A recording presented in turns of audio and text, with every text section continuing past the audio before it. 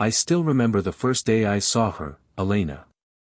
The courtyard smelled of fresh rain, and the sound of students laughing echoed under the gray sky. She stood near the library steps, holding a half-open umbrella, her hair tangled by the wind. She looked lost, but her smile, it was the kind that found you before you even noticed her eyes. "Hey," I said, stopping beside her. "You look like you're fighting the weather and losing." She laughed, soft but bright. "Maybe I am. My umbrella gave up on me. Looks like it wasn't ready for midterms either." She grinned wider. "Are you offering help or sarcasm?"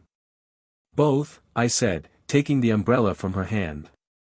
"I'm Adrian." "Elena." Her name rolled off her tongue like a song. "You always help strangers in the rain. Only the ones who smile like that." Her laugh caught me off guard, genuine, light, real. For some reason, it felt like the sound had been waiting for me. We walked together to the cafeteria, the rain softening around us. She ordered black coffee, I got the same. "You don't even like coffee," Daniel said when he joined us. "Trying new things," I replied, glancing at her. "You know, expanding horizons." Elena tilted her head. "So, Daniel, you and Adrian are roommates. Best friends." "He's the serious one, I'm the funny one." "Funny is debatable," I said. "See?" Daniel grinned. "Told you." The three of us laughed, but I remember watching her eyes linger on mine a little too long. She had that look, curious, observant, a little shy. It was dangerous how natural it felt. Weeks passed. Study sessions turned into walks after class, then late-night talks under streetlights. Every word felt like a promise we didn't dare to name. "You ever feel," I asked one night, "like the world slows down for a second, just for you to notice someone?" She looked at me quietly. "You mean like right now?" I smiled. "Yeah. Something like that." She said nothing, but the silence between us was louder than any confession. Daniel teased me endlessly. "You've got it bad, man. I don't know what you're talking about." "Oh please." You stare at her like she's an answer on an exam you can't afford to fail. I threw a pen at him. "You're an idiot." "Maybe," he said, smirking, "but I'm right." He wasn't wrong. I was falling, not fast, but deep. She had a way of making ordinary moments feel like something sacred. One evening, she and I sat by the campus fountain. The air smelled of jasmine and wet stone. She traced circles in the water with her finger. "You think love lasts forever?" she asked. I looked at her reflection rippling beside mine. "If it's real, maybe it doesn't need to." She smiled faintly. "That's poetic." Occupational hazard. "I'm an architecture major, we build things that break anyway." Her laughter softened the edge of her sadness. "Then maybe you'll build something that won't." "Like what?" "A memory," she whispered. That night, when I walked her home, she turned at her door. "Good night, Adrian." "Good night, Elena." Her eyes lingered. "Thank you." "For what?" "For seeing me." The next morning, Daniel nudged me while we waited for class. "You and Elena, that's serious now?" I shrugged, pretending calm. "We're just close." He laughed. "Close? You walk her home every night. So maybe it's time you tell her." "Tell her what?" "That you're in love, genius." I looked away, smiling to myself. Maybe I will. But I never did, not in words. Maybe because I thought she already knew. Maybe because part of me was afraid of jinxing something so perfect. Still, I remember every detail, the warmth in her voice, the way she said my name like it mattered. I remember Daniel's laughter blending with hers, how easy everything felt. Back then, life hadn't started taking things away yet. A few weeks later, we sat together again, this time on the rooftop after class. The city lights stretched like stars fallen to the ground. "Elena," I said quietly, "promise me something." She turned toward me, eyes soft. "What?" "If we ever get lost, in work, in life, whatever, let's promise to find our way back." "To each other?" she asked. I nodded. She hesitated, then smiled. "All right. I promise." We sealed it with silence, and I remember thinking that nothing so beautiful could ever turn to pain. If I had known how it would end, I'd have never introduced her to Daniel. The first time I noticed it, it was small, too small to call suspicion. "Elena," I said, "you've been quiet lately. Everything okay?" She didn't look up from her phone. "Yeah, just tired. Midterms. You didn't text back last night." "Oh," she said, tucking her hair behind her ear. "I fell asleep early." I nodded, pretending it made sense. But her smile, it didn't reach her eyes. Later that day, Daniel dropped by my place. "Bro, you've seen Elena today?" "Yeah, she's swamped with work." "Work?" He smirked. "Funny, I just saw her at the cafe." My chest tightened. "You sure?" "Pretty sure. She was with someone. Might have been her classmate. Didn't stay long." I tried to sound casual. "You think I should be worried?" He shrugged. "You know her better than I do." But that was the thing, lately, I wasn't sure I did. That night, I called her. "Hey," I said. "You free tomorrow?" A pause. "Tomorrow? I think I have to study." "With who?" "Just, alone." "Why?" "No reason," I said. "You sound off." "I'm fine, Adrian." "You're just overthinking again." Maybe I was. But when she hung up, the silence felt heavier than her words. The next day, I saw them together, Elena and Daniel, sitting on the campus bench, laughing.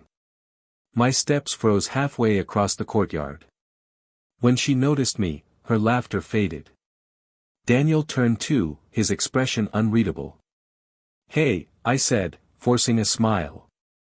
"Didn't know there was a secret club meeting." Elena laughed weakly. "Daniel was helping me with project notes." "You were busy." Daniel nodded. "Yeah, just filling in for you, man." "Filling in?" The word slipped sharper than I meant. He raised his hands. "Easy. I was joking." Elena touched my arm. "Adrian, please. Don't be weird about this." "Weird." That word stung more than it should have. Later, when we were alone, I asked, "Why didn't you tell me you'd see him?" "I didn't think it mattered," she said. "It does to me." She sighed. "You're being too protective." "Protective?" I laughed softly. "Or just, replaced." "Don't do that," she said quietly. "You know I care about you." "Then talk to me. Be honest with me." She looked away. "I am honest." Her voice was calm, but her eyes darted like she was searching for the right lie to land on. I told myself not to push. I told myself love means trust. But that night, lying awake, I kept hearing her say you're too protective. Too protective, as if my heart was a crime scene. Over the next week, things got stranger. Missed calls.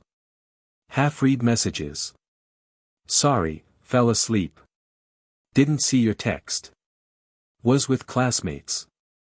Once, I passed by the art building and heard her laugh, the same laugh that used to belong to me, now echoing beside Daniel's voice. I stood outside the door, listening, feeling something inside me split. When she came out, she froze. "Adrian. What are you doing here?" "I could ask you the same. I told you I had a group session." "With Daniel?" He's part of my group, she snapped. Since when? She sighed, rubbing her temples. Since now, I guess. Can we not do this? Do what? Talk. Interrogate, she said, softer this time. I took a breath. I want to understand what's happening. Nothing's happening. She smiled, that same soft smile that used to calm me. Now it only confused me. That weekend, Daniel came over again. He acted normal, like nothing was off. Bro, he said, tossing a soda can my way, you've been quiet. Elena giving you trouble? I looked at him carefully. You'd know, wouldn't you? He frowned. What's that supposed to mean? Nothing. Forget it. He laughed. You're getting paranoid, man. Don't let your brain eat you alive. Maybe he was right. Maybe I was paranoid. But paranoia doesn't make you wrong, it just makes you early. The next time Elena and I met, something in her felt far away, like a radio station slightly out of tune. Remember that promise? I asked. What promise? To always find our way back. She looked down. We're just busy, Adrian. It's a phase. Phases end. People end. Which one are we? She didn't answer. So I smiled, pretending I didn't notice the crack beneath her words. Let me walk you home. No, she said quickly. Daniel's around, he'll drop me off. That was it. The final shift. The air felt heavy. My chest ached, but I said nothing. Just nodded. Sure. Of course. She hesitated. Don't look at me like that. Like what? Like you're already losing me. I forced a laugh. I'm not losing you, Elena. But even as I said it, I knew, I already had. That night, I sat alone in my room, the sound of rain against the window. My phone buzzed once, her message. Good night. Sorry for earlier. I typed back, it's fine. Sweet dreams. Then I stared at the screen, waiting for her to type again. She didn't. And for the first time, I realized something I didn't want to admit, love doesn't always disappear with a fight. Sometimes, it fades quietly, like a light left on in an empty room. The rain started before sunset, soft at first, then relentless. I remember standing under the awning outside Elena's apartment, my fingers trembling around my phone. Daniel's with her, I whispered to myself, staring at the unread messages. Just helping her study, right? I laughed under my breath. The kind of laugh that hurts more than crying. I dialed her number. Once. Twice. Straight to voicemail. Hey, I said quietly into the night, forcing a calm tone. Just checking in. You left your sketchbook in my car. Thought you might need it. No reply. The rain soaked through my jacket as I climbed the stairs. Each step felt heavier, as if my body already knew what my heart refused to believe. Her door was slightly open. A faint glow spilled from inside, warm, golden, inviting. I pushed it gently. Elena? My voice cracked. No answer. Just laughter, low, intimate, familiar. Daniel's. I froze. The sound wasn't loud. Just, close. Too close. My mind screamed at me to leave, but my feet didn't move. I took one step inside. Another. My breath caught when I saw them, her sitting on the couch, his hand brushing her hair away. Their faces were inches apart. For a second, the world blurred. Elena. Her name barely escaped my lips, but it hit the room like thunder. They turned at the same time, eyes wide, words dying on their tongues. Adrian, Daniel began, but I raised my hand. Don't, I whispered. Just, don't. Elena stood quickly, guilt splashed across her face like a shadow. It's not what it looks like. Then what is it? I stepped forward, my shoes leaving small, wet marks on the floor. Tell me, Elena. Please. She hesitated, her lips trembling. We were just talking. Talking? I laughed bitterly. You're sitting in the dark, candles lit, music playing. You call that talking? Daniel tried to speak again. Adrian, listen. Stop. My voice broke. You don't get to explain. Not you. I looked at her, really looked. The girl I once thought I knew. Her eyes darted away, unable to meet mine. That was all the answer I needed. Was it worth it? I asked softly. Everything we had? Tears welled in her eyes. I didn't mean for it to happen. It just did. Those words sliced deeper than anything else. I could feel my chest tightening, air slipping out of my lungs. You didn't mean for it to happen, I repeated. That's supposed to make it better. Adrian. No, I shook my head. Don't say my name. Not tonight. The silence that followed was unbearable. The rain outside pounded harder, drowning out the tiny, broken sounds she made. Daniel took a cautious step toward me. It was my fault, man. I should've. You should've what? I snapped, finally meeting his eyes. Stayed away. Remembered who your best friend was? He had no answer. I turned back to her. You both deserve each other. Her hand reached out, trembling, desperate, but I stepped back. The look in her eyes, regret, fear, love, confusion. I didn't care anymore. I walked to the door. My heartbeat echoed in my ears, loud and uneven. Adrian, please, she whispered. Don't leave like this. I paused, one hand on the doorknob. I already did, I said quietly. The door closed behind me. Outside, the rain felt colder. It mixed with the tears I hadn't realized were falling. The streetlights blurred into streaks of gold and white. I don't know how long I walked. Minutes, maybe hours. My thoughts were shards, sharp, aimless, impossible to piece together. Every memory flashed like lightning, her laughter in the library, our midnight coffee runs, her head resting on my shoulder as we watched the sunrise. All of it burned now. I ended up by the old bridge near campus. The water below looked black, endless.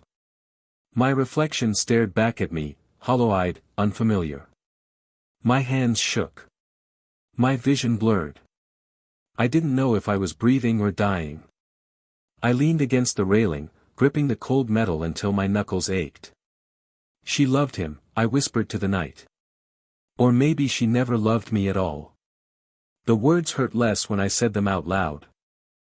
Somewhere deep inside, beneath the wreckage, something colder began to form, not hate, not yet, but something close. I closed my eyes. You'll remember what you threw away, I murmured.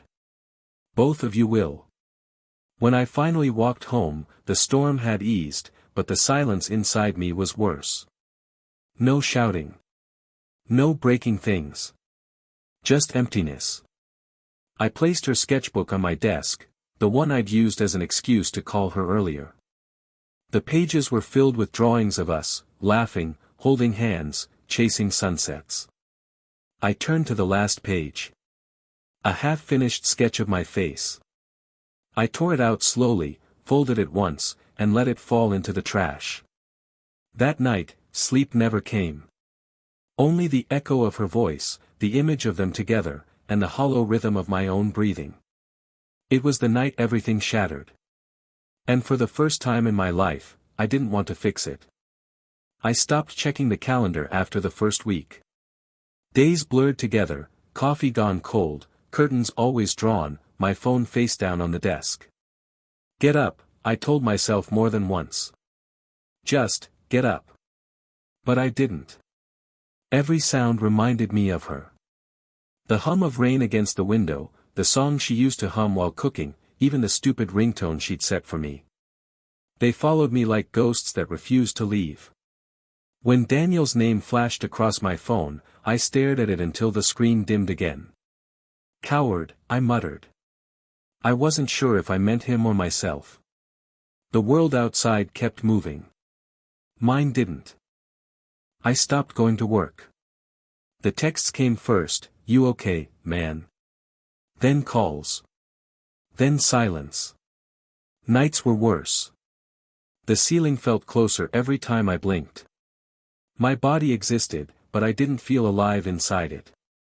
One night, I found myself whispering into the dark, "Did she ever really love me?"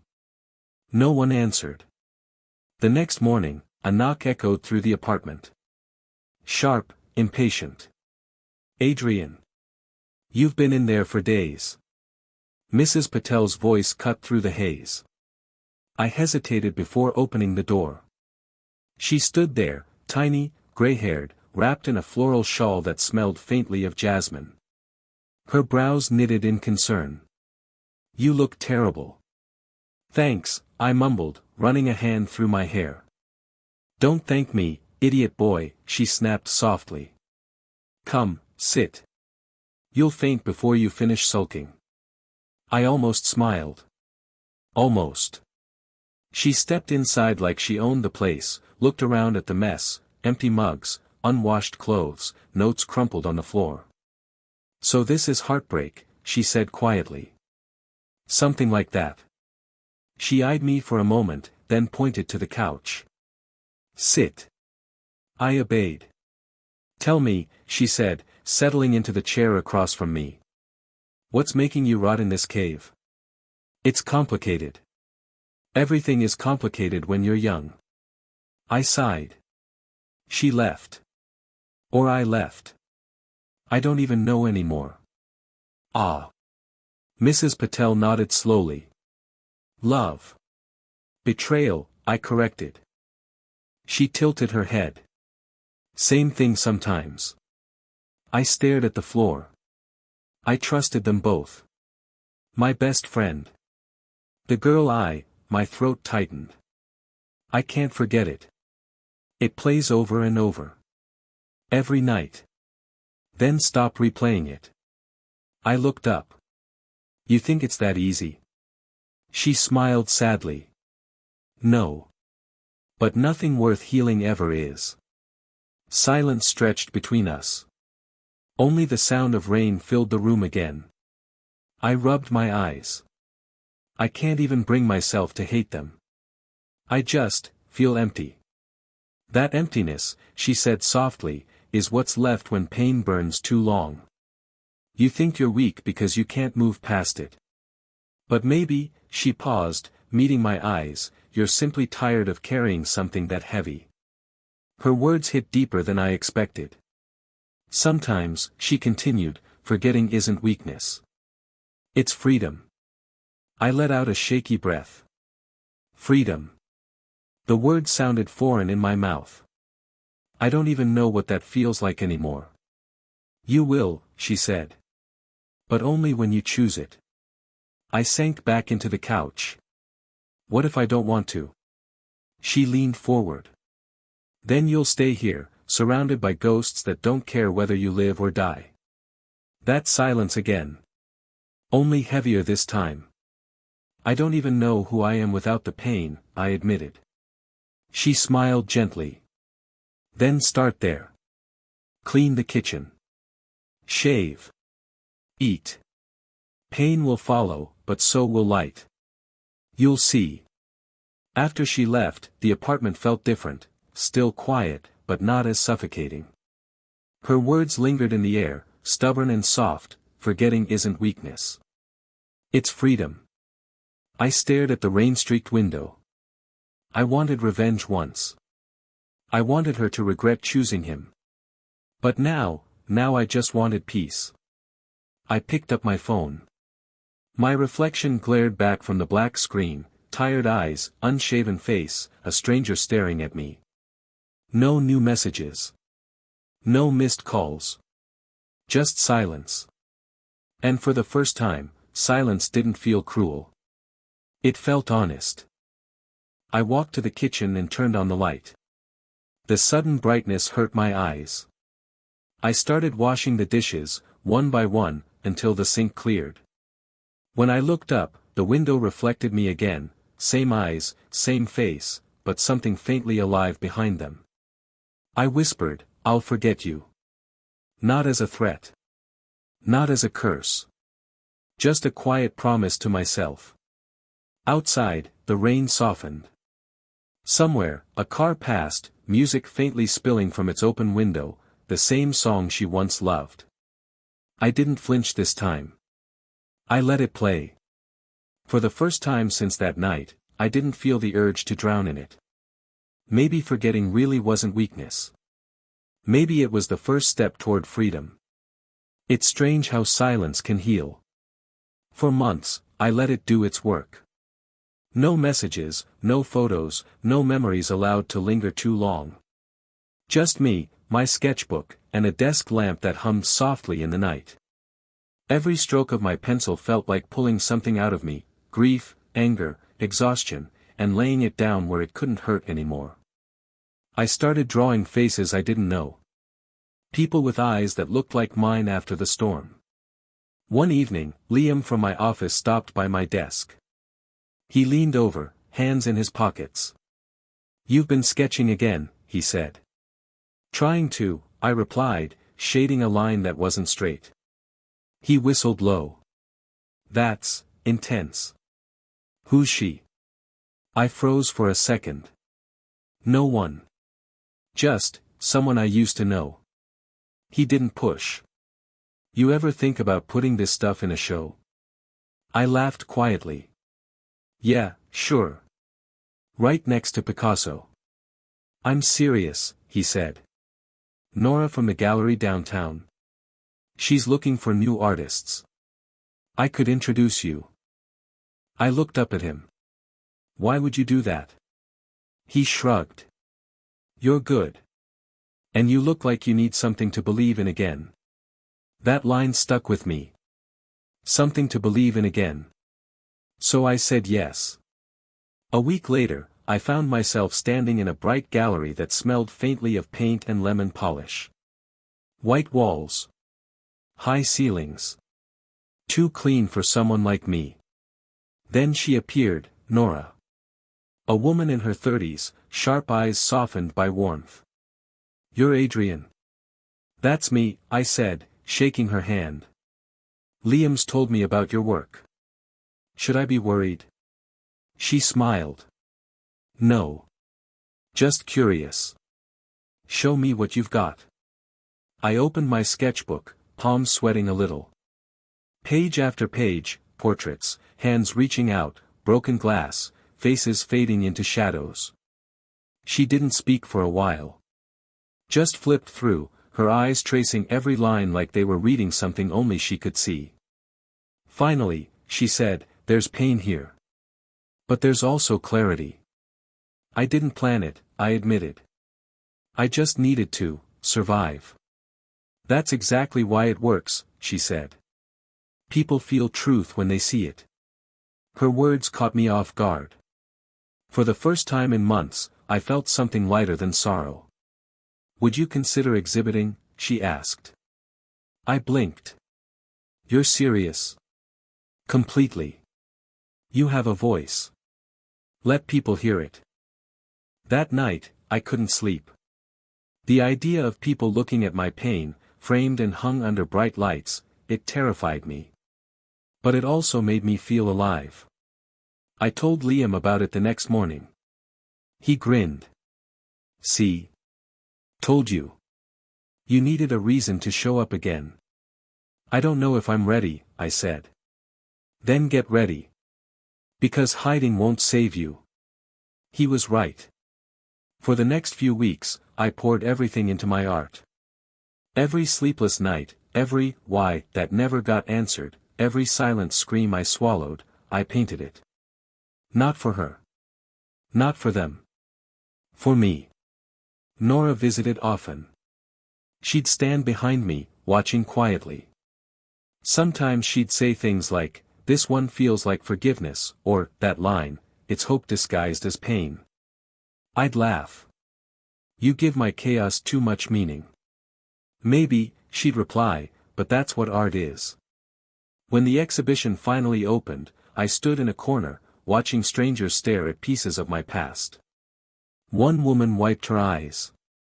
A man whispered to his friend, "It feels like he's been through hell." He wasn't wrong. Liam clapped me on the shoulder. "You made it, man." "I just survived," I said quietly. "That's making it." Then Nora joined us, smiling. "You see their faces? They feel what you felt. That's rare." "It's strange," I said. "I thought this would hurt more." "Maybe it's because you're not bleeding from the same wound anymore." Her words hit me harder than I expected. Later that night, after the guests left and the gallery lights dimmed, I stood before one of my own paintings, a shattered mirror with light spilling through the cracks. "Funny," I murmured. "I used to think revenge would make me feel alive again. And now?" Nora asked, walking up beside me. "Now I think my revenge was to live," I said. "To smile again, not for her, but for me." She nodded. "That's the kind that lasts." As she walked away, I stayed, looking at the light in that painting. It wasn't perfect, but it was enough. For the first time, I didn't feel like a ghost watching life from the outside. I was part of it again. My phone buzzed. A message from Liam, "Proud of you, man." I smiled and typed back, "Thanks. For not giving up on me." Outside, the city hummed softly. The same world that once felt like a grave now felt like a heartbeat. Maybe healing didn't come with fireworks. Maybe it came in whispers, in pencil strokes, in small smiles, in the courage to keep breathing. I picked up my bag, took one last look at the gallery, and whispered to the empty room, "I made it." And for once, I actually believed it. The gallery was full that night. Soft music drifted through the air, blending with the quiet hum of voices and the clink of glasses. My name was on the banner above the entrance, Adrian Cole, Reflections of Light. 3 years ago, that would have felt like a dream. Tonight, it just felt peaceful. I stood near one of my favorite pieces, a painting of two figures fading apart under the rain. Someone once said it looked like loss frozen in color. Maybe that's why I kept it. "Adrian." Her voice cut through the noise. I turned, and time folded in on itself. Elena stood there. She wasn't the girl I remembered. The brightness in her eyes had dulled, replaced by something hollow. Her once straight posture sagged a little, like the world had been heavy for too long. "Hey," I said quietly. She took a small step closer. "You look different." "So do you," I replied. Her lips trembled. "You're successful now. I saw your name everywhere." "You're everywhere." I smiled faintly. "Funny. I used to feel like I was nowhere." She swallowed hard, her eyes flicking to the painting beside us. "Is that one about me?" I met her gaze. "Some things don't belong to anyone anymore." She looked down. "Daniel and I." I cut her off gently. "You don't need to explain." "No, I do." Her voice cracked. "He changed. He wasn't who I thought he was. I thought we were happy, but I was wrong." I let her speak. I didn't need to say anything. The silence between us was louder than anything she could confess. She looked up again, eyes wet. "I never stopped thinking about you." I tilted my head. "That's ironic." "Why?" "Because I stopped thinking about you a long time ago." Her breath caught. "I deserve that." "I'm not giving you anything," I said softly. "Not anger. Not forgiveness. Not even blame. Just, nothing." The music shifted, slow jazz melting into piano. People walked past us, oblivious. To them, we were just two strangers having a quiet conversation near a painting. Adrian, she whispered, voice trembling, I never stopped loving you. The words landed gently, almost tenderly, but they didn't pierce the way they once would have. I studied her face. The same features I once memorized in every line, now blurred by time and guilt. I'm happy you came, I said finally. Her eyes brightened, just for a moment. You are? Yes. I paused, watching her hope rise and break in the same heartbeat. But I'm afraid I don't remember who you are anymore. She froze. The room seemed to still around us. She started, voice cracking. You don't mean that. I looked at her, steady, calm. I do. Her mouth trembled open, then shut. She blinked rapidly, searching for something to hold on to. Adrian, please. You can't just, after everything we had. Everything we had, I interrupted, was the lesson that made me who I am. I don't regret it. But I don't owe it a future either. Tears spilled down her cheeks. She covered her mouth. You've really changed. I nodded. That's what pain does. It either breaks you or builds you. I chose the second option. For a moment, she just stared at me, like she was trying to find the version of me she left behind, the one who would have taken her back without a thought. He wasn't here anymore. Daniel left, she said quietly. He cheated on me too. I guess that's what karma looks like. I breathed out slowly. Maybe. Or maybe it's just life reminding us not to play with what we can't fix. She wiped her eyes, voice trembling. I came here to apologize. To tell you I'm sorry for everything. I know, I said. And maybe one day, you'll forgive yourself. But I don't need your apology anymore. Her silence stretched long and thin. The lights dimmed slightly as a new group of guests entered. Nora waved at me from across the room, smiling proudly. I raised a hand in return. Elena followed my gaze. She's beautiful. She's kind, I corrected. Her lips parted, but no words came. I should go, she said finally, voice barely above a whisper. I don't belong here. Maybe you do, I said. But not with me. She nodded, trembling. Goodbye, Adrian. Goodbye, Elena. She turned and walked away slowly, her reflection fading in the glass door as it closed behind her. For a long time, I just stood there. The music, the laughter, the lights, they blurred into one soft hum. I felt no hatred, no anger, not even satisfaction. Just a quiet sense of balance. Liam came up beside me, holding a drink. That was her, wasn't it? I nodded. Yeah. He whistled low. You okay? Better than I've ever been. He clinked his glass against mine. Then here's to the best revenge. I smiled faintly. Living well. Exactly. As the night went on, I looked once more at that painting of two figures in the rain. For the first time, I saw only one of them clearly, me. The other had already faded, just as she should have. I didn't expect to see her again so soon. It was 2 weeks after the gallery. Late evening, drizzle tapping against my window, and I was sketching something abstract, just color and motion, nothing concrete. Then came the knock. When I opened the door, she stood there, hood pulled over her hair, eyes red, face pale. Elena, I said quietly. Can I come in? I stepped aside. She walked in slowly, like someone trespassing on her own memories. The silence between us stretched thin. She looked around the studio, at the canvases, the scattered brushes, the faint smell of paint. You used to keep it cleaner, she murmured.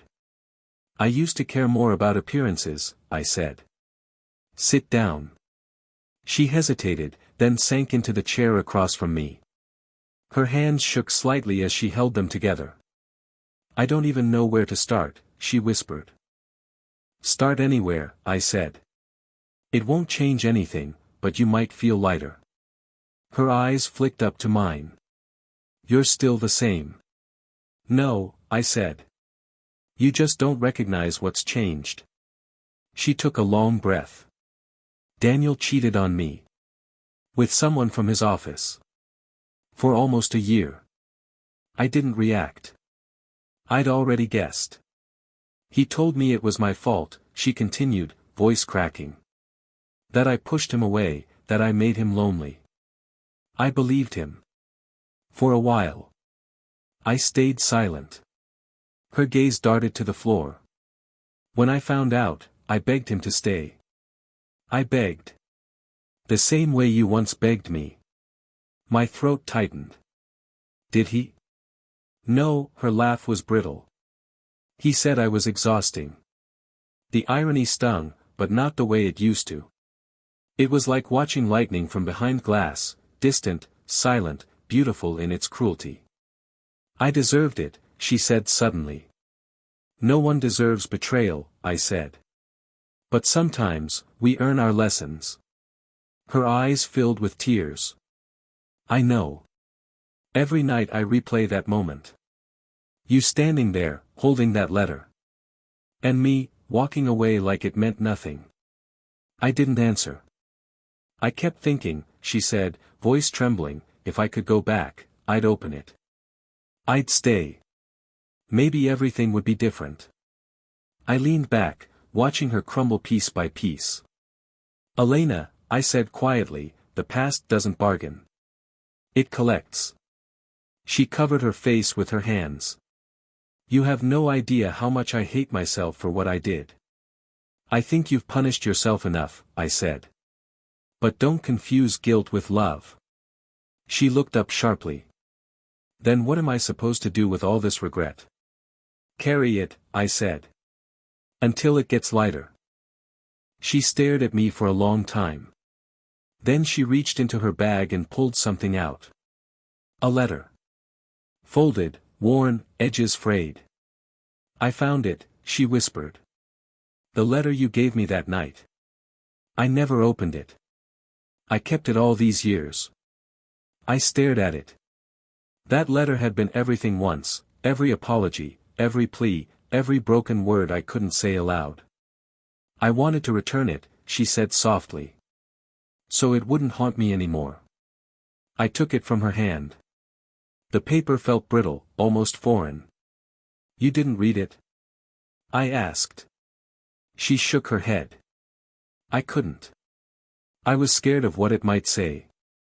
I smiled faintly. "You were scared of finding out I loved you more than you deserved."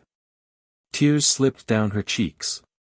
"I did love you, Adrian. I was just too stupid to know what that meant." "Maybe," I said.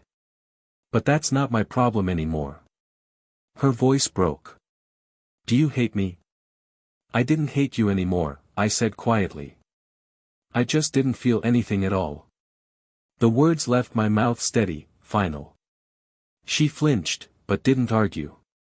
I walked to the corner of the room, grabbed the lighter I used for candles, and flicked it open. She watched me, eyes wide. "What are you doing?" "Finishing what you started," I said. The flame touched the corner of the paper. It caught fast, curling, blackening. For a moment, the room smelled like smoke and closure. She gasped softly. "You didn't even read it." "I don't need to," I said. "It belonged to a version of me that doesn't exist anymore." We stood there, watching the ashes fall into the tray. Her shoulders sagged. "I guess that's it, then." "Yeah," I said. "That's it." She wiped her tears, her voice almost gone. "I wish I could undo it." "I know," I said. "But if you could, I'd never have painted again." She blinked. "So you're saying my betrayal helped you?" "In a way," I said. "You broke me into someone honest." Her lips trembled. That's not the kind of legacy I wanted. Few of us get to choose our legacy. She gave a small, trembling laugh. You sound like someone who's already forgiven me. Forgiveness isn't the same as forgetting, I said. It's just, letting the pain stop earning interest. Her eyes glistened again. You really don't feel anything? I thought for a moment. Peace, maybe. But not for you, for me. She nodded slowly. I understand. There was no dramatic goodbye this time. No pleading, no promises. Just a long, quiet look between two people who'd run out of words years ago.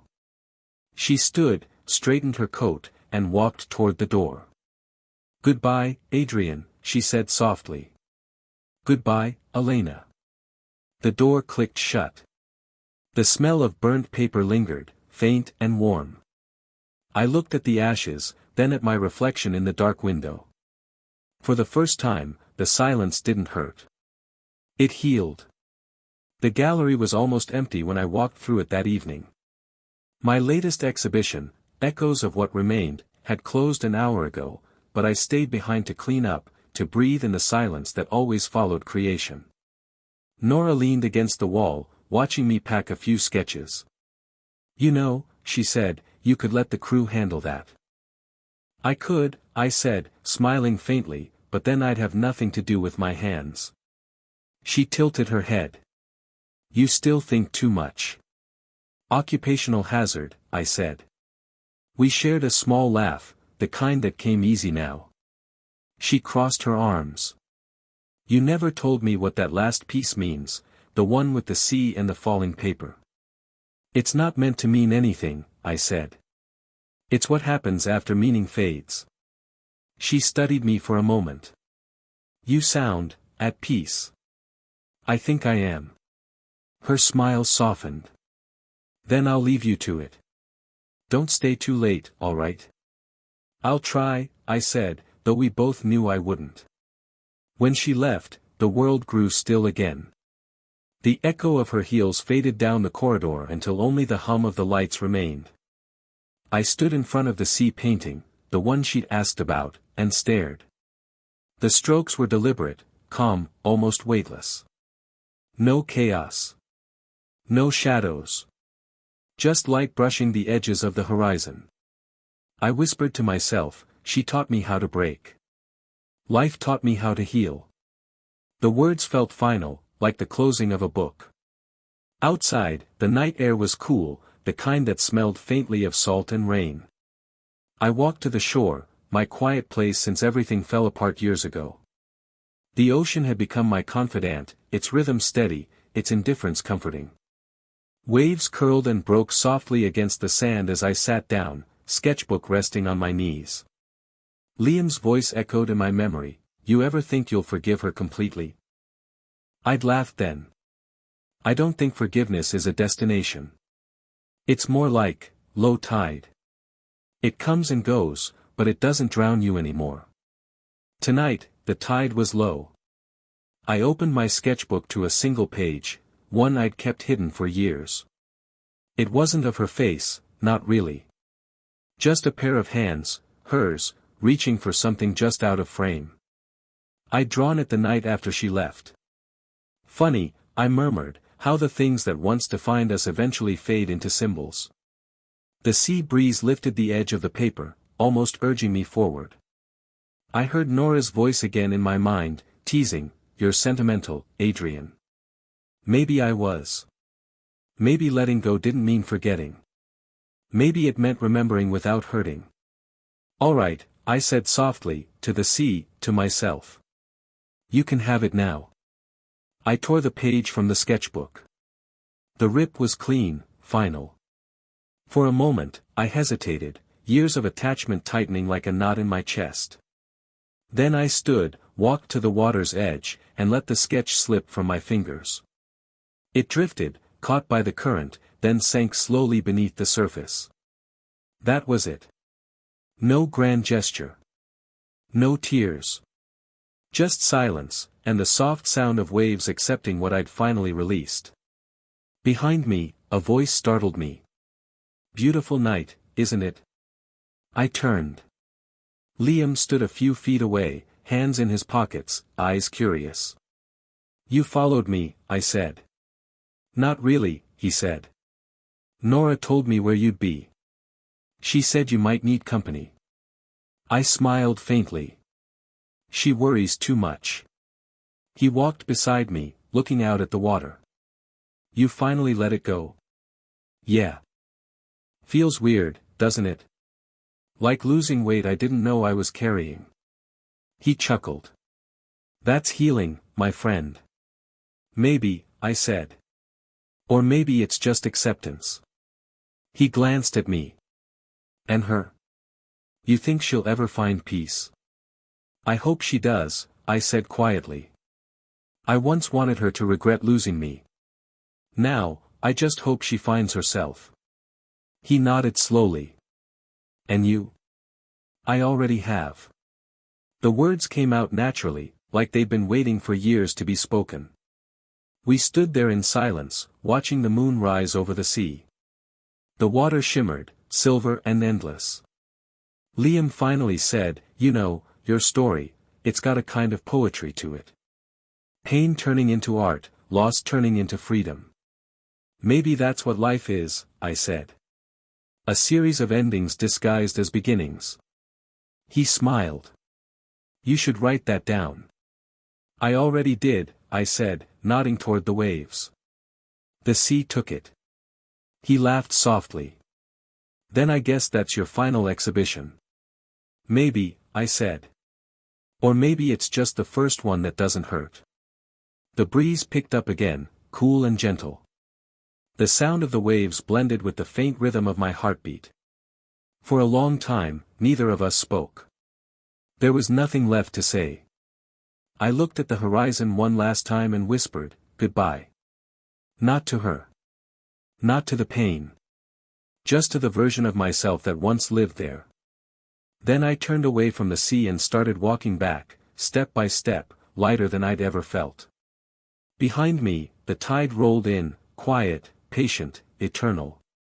It didn't wash anything away. It simply carried it forward.